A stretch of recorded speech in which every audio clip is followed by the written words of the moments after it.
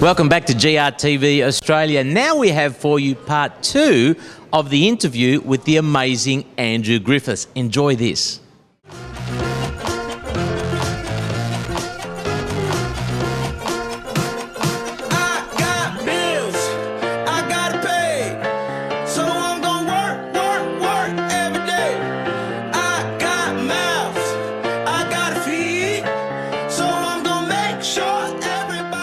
So what have you found over the years? I want to cover 2 points. One is the money management in business and cash flow, and the other one I want to talk to somebody about your learnings in business. But what we're talking about cash being king. Okay, in any business, if there's no cash or a limited amount of cash, it's hard to grow and it ends up dying. So tell me about how you're able to manage cash flow in your business. I think the first thing or the first advice I give to people in that space is you've got to have that healthy respect for money, and if you're owed that money, you've got to have a really good system for collecting it, and you've got to be not brutal, but you've got to be strong, because a lot of people are a little bit worried, if I chase that company for money, they'll stop giving me business, or if I chase that person too hard, they'll get upset and won't pay the bill or whatever it is. I think you've got to be really professional when it comes to collecting your money. So these are the terms, these are how I trade. If someone goes outside of those terms, you stop supplying them, and you've got to be strong to do that. Because I see so many people, myself included, whenever I've lost money, it's because I've gone outside of those terms, because I've made allowances, I've done all that kind of stuff. I think a second part of that, though, is that when it comes to managing money, you've got to charge enough money up front. And a lot of people don't actually charge enough for their services. So even if they were fully booked, every hour of the week almost, they couldn't make money because they haven't actually done the sums to figure out whether or not they're making money. They've just kind of gone, well, the bloke up the road charges $50 an hour, so we'll charge $50 an hour. But he might have no debts and no staff or whatever, and you've got a mortgage and you've got kids or whatever it might be. You've got to make sure you're charging enough. And I see, those two issues. One, people aren't tight enough on collecting their money, and two, people don't charge enough. Are two of the biggest issues I see in small business everywhere around the world. Yeah. Not just in Australia. Just certainly all over the planet. What I think I've found in business as well is when you have, let's call them conditions or standards, or this is the way we do business, as long as they're reasonable, most people are reasonable.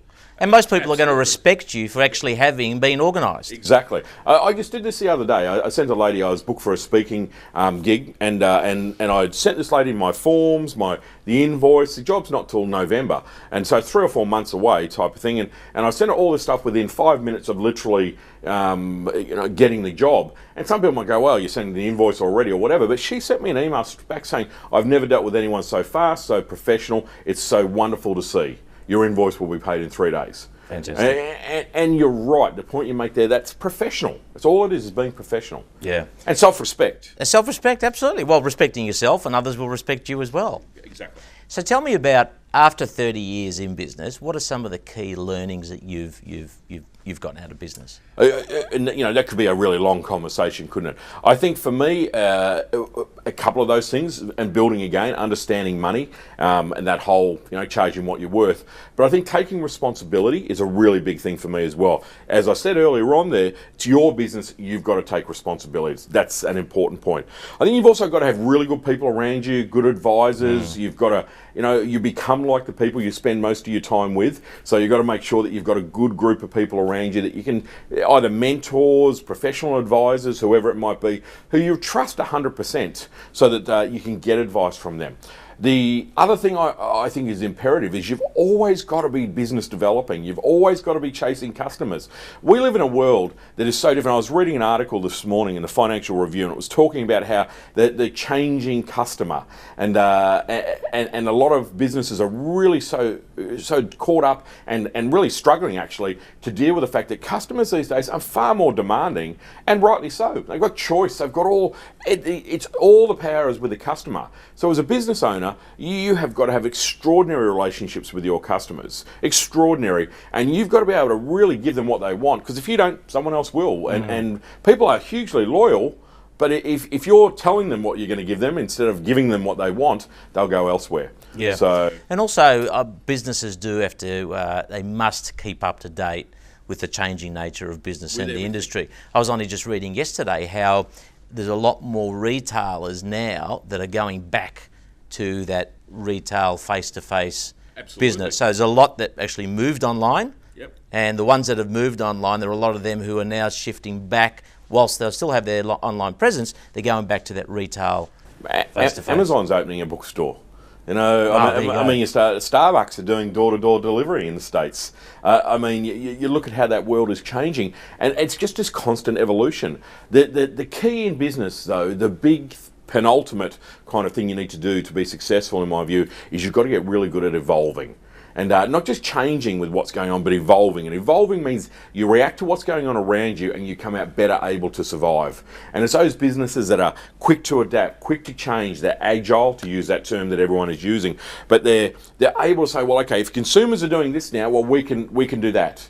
You know, if consumers are doing that, bang, we can do that. So it's the age of the small business, the smaller entrepreneur, because we are agile, we are able to do that stuff. Larger corporations find it very, very difficult to do this moving thing. You look at someone like Uber. Uber's appeared in 5 years. 5 years ago, it's worth $50 billion today. Now, and it runs like a small business. That's the new corporations that are coming through, are basically big small businesses. They run with that small business approach. So it's a wonderful time to be in small business. Fantastic. Look, it's really enjoyable. Okay. So we're now going to look at Ziggy's 5 fire finance questions. But in the meantime, just before we do that, Andrew, I want you to enjoy a brazen brownie. I don't think I can eat a brownie and answer questions. And I like the fact that we've got 2 boxes of brownies for 2 of us, I might add. Mate, does that say anything about us? We're Greeks. We're Greeks. We can talk, eat, do business, all at the same time. So we'll be back in just a second.